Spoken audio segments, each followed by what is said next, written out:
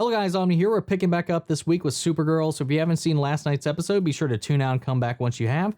So last warning, because here we go. Last week's episode, we saw it end with Mr. Mxyzptlk showing up, now played by Thomas Lennon.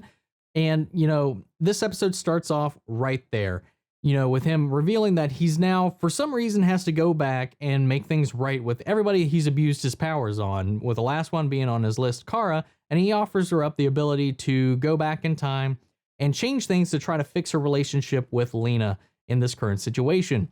So he gives her the option that he'll display a point in time, he'll just keep rewinding back, and she will pick where to stop to make a key change and see how that plays out.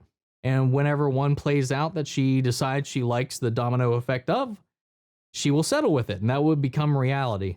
So we go through a bunch of different scenarios, back to her revealing herself before Lex revealed it to her, and she still feels hurt and betrayed, which results in Kara dying in that that timeline again. And then we rewind even farther back to when they had that argument about whether or not Lena had any kryptonite in store, and she decides to change that conversation. Lena at first still distrusts her, but then she decides, well, maybe she'll snap back from it. So she lets that play out, and she even goes and seeks some advice from Mon-El for a little bit.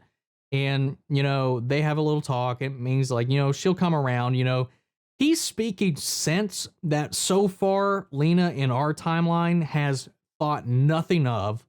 So everything he's thought is basically our Lena is completely ignoring, completely the opposite of, because there's no logic in her mind. And I've said that every time since she's been in this pouty BS attitude towards Kara, because it makes no sense. It's stupid. Any logical person would understand the situation and get over it.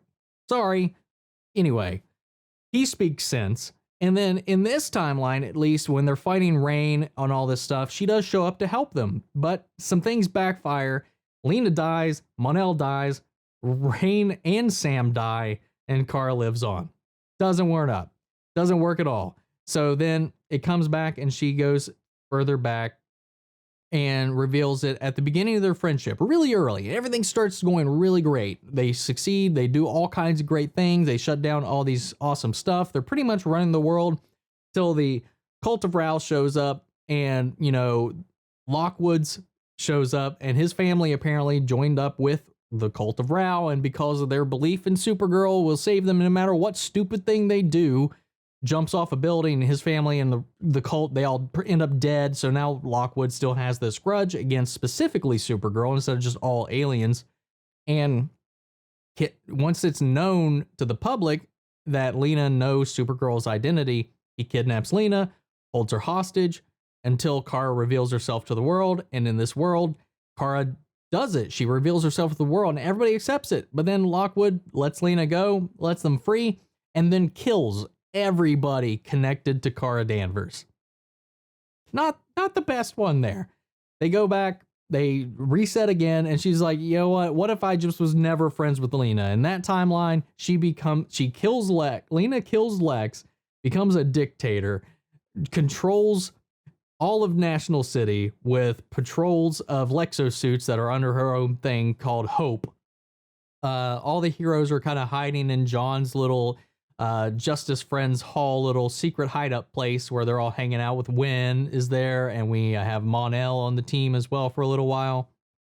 And we also learn in this world that Brainy and Rain are both her right-hand men for patrolling and keeping things in order. So they pretty much, and in this timeline, we figure in this version of reality too, Mr. Mxyzptlk doesn't have access to his powers. Something is sapping his connection to the fifth dimension.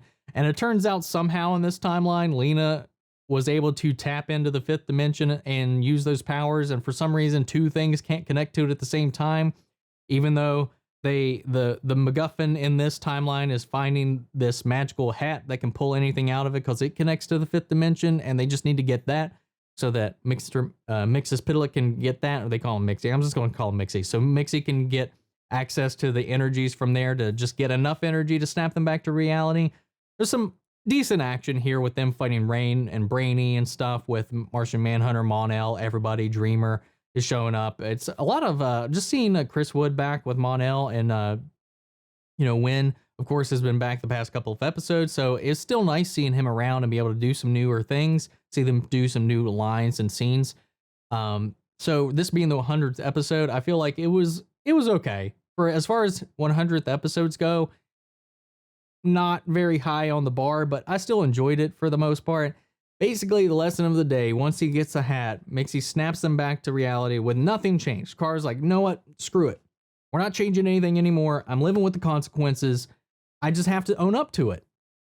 It's done. The past is the past. I got to move forward. Everything she changes ends into some disastrous alternate timeline that's just not worth keeping. And then she settles on it, and she goes and she visits Lena and tells her that she's done living in her guilt. Everything is out on the table, and she accepts what she did. She knows it's wrong, and if it's Lena's choice to work with Lex, it's going to be Lena's choice to forgive her or not. But it's also Kara's choice and her obligation that if she continues down those roads, does these villainous things, works with Lex, she will stop her. And I like her words here. I will stop you like I would any other villain. And I was just like, yes, yeah, you are. Anyway, like that. I like that. There was like an old clapback snap moment for Kara at the end. I really like that. Finally, somebody calling Lena out on her bullshit. And yeah, overall, okay episode. I wouldn't say it's fantastic. I really like Thomas Lennon as Mixie in this, Mr. Mxyzptlk in this episode.